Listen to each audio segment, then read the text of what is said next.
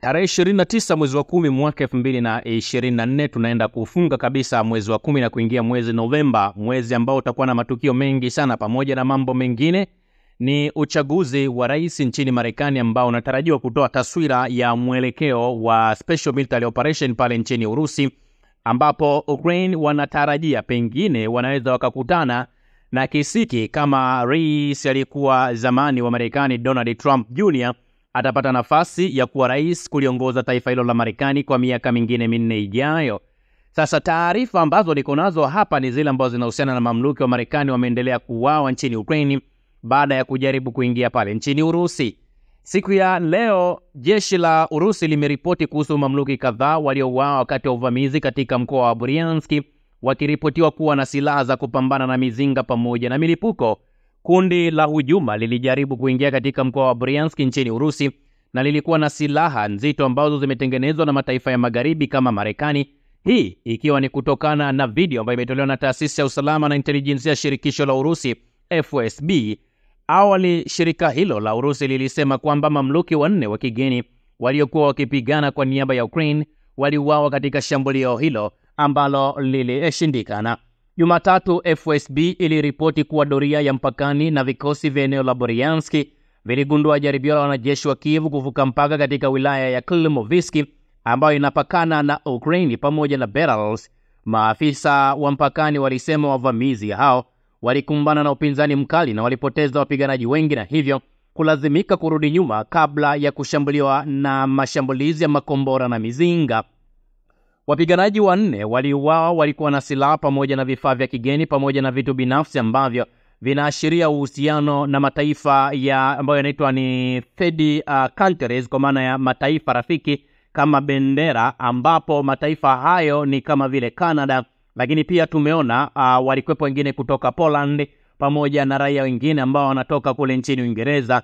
Hii ni kwa mujibu wa taarifa ambayo imetolewa na FSB. Kwenye video ambayo imechapishwa katika mitandao Jumanne asubuhi, FSB imeonyesha miili mitatu ya mamluki ambao wanadaiwa kuwa na tattoo mwilini, wakiwa nusu uchi wamelala kando ya ghala la silaha ambazo zimetengenezwa na magharibi.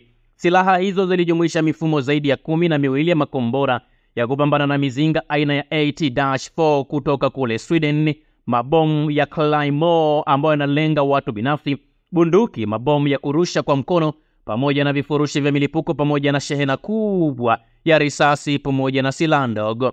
Silaha hizo ziliwekwa karibu na bendera 2 kubwa za Canada, zikionyesha uwezekano wa uhusiano wa wapiganaji hao na nchi hiyo ya bara la Marekani ya kaskazini. Msemaji wa wizara ya mambo ya nje ya Urusi Bi Maria Zakharova anasema wapiganaji waliouawa katika eneo la Bryansk walijumuisha raia kutoka Marekani, Poland pamoja na Canada. Kituo cha Mash kwenye mtandao wa Telegram kimeripoti kwamba kundi hilo lilihusisha wapiganaji wa kigeni wapatao 30 wakiwemo raia wa Poland, Sweden, Venezuela pamoja na Uingereza.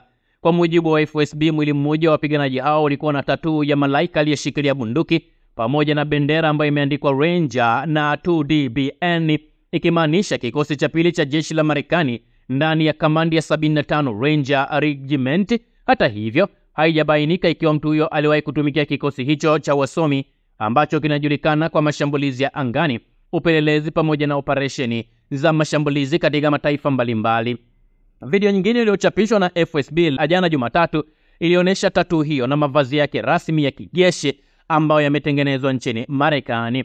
Rangers ifahamike ni kikosi cha operesheni maalum ambacho hufunzwa kushiriki katika mashambulizi ya angani, upelelezi, lakini pia wamekuwa wakifanya mashambulizi katika mipaka ya maadui, uokoaji wa mateka, ukamataji wa viwanja vya ndege na kuwaua pamoja na kuwakamata watu muhimu katika maeneo mbalimbali. Katika historia, vitengo vingi vya jeshi la Marekani vimekuwa vikibeba jina la Ranger, lakini baada ya vita vya Vietnam ni vikosi vitatu pekee vya 75 Ranger Regiment pamoja na vitengo vichache vya National Guard ndivyo ambavyo vimeendelea kulitumia jina hilo la Ranger. Ranger wanajulikana kwa ustadi wao wa kuendesha operesheni hatari katika mazingira magumu, wakiweka msisitizo kwenye kasi, mshikamano pamoja na usiri mkubwa. Kikosi hiki maalum hutekeleza majukumu muhimu kama vile kuvamia maeneo muhimu, kufanikisha upelelezi, lakini pia kuharibu miundombinu ya maadui kabla vikosi vikubwa kuingia katika uwanja wa mapambano. Katika utamaduni wa kijeshi wa Marekani, kuvaa alama au kuwa na tattoo ya kikosi ambacho mtu hakuwahi kutumikia uchukuliwa kuwa jambo ambalo linadharaulika vibaya mno, na wanafanya hivyo hupewa shutuma kali na wanajeshi wastaafu kwa kitendo kinachoitwa stolen valor, kuiba heshima ya kijeshi kwa kudai hadhi isiyostahili.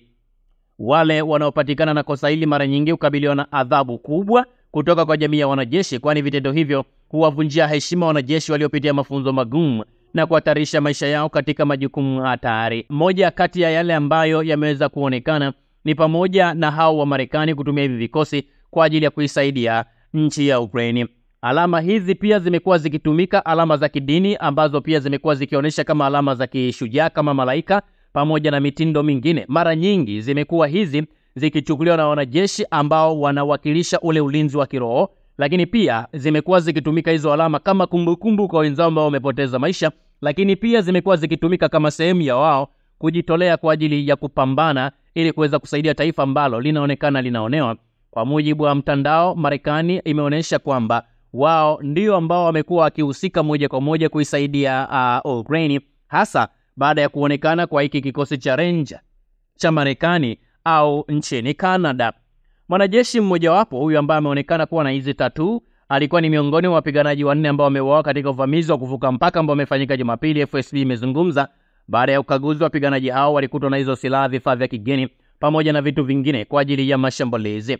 Maafisa wa Urusi mara kwa mara wameeleza kwamba mamluki wa kigeni wamekuwa wakishiriki kwenye uwanja wa mapambano wakiwa na mipango halali ya kijeshi, huku wakishutumu NATO kwa kuhusika moja kwa moja kwenye mapambano hayo. Marekani imesisitiza kwamba uwepo wake wa kijeshi nchini Ukraine unahusisha kikundi kidogo cha wanajeshi waliopo kwa madhumuni ya kufuatilia usambazaji wa msaada wa kijeshi mwa magharibi. Hata hivyo, taarifa zinaeleza kwamba wanajeshi wa vikosi maalum vya Marekani wamewahi kuwafundisha wapiganaji wa Azov Brigade nchini Poland mwaka jana, licha ya marufuku ya Wizara ya Mambo ya Nje ya Marekani kutoa msaada kwa kikundi hicho chenye mfungamano na itikadi za Kinazi. Mtazamaji wa Yohoma Media Clue, wanajeshi kadhaa wa zamani wa Marekani wamepoteza maisha wakipigana upande wa vikosi vya Ukraine, wakiwemo maafisa wa vikosi maalum. Mmoja waliokufa kwa umaarufu mkubwa ni Nikolai Meima, aliyekuwa mwanajeshi kutoka kikosi cha The Green Beret ambaye aliuawa katika mashambulizi ya mizinga ya Urusi kule Altomovisk almaarufu kama Bakhmut.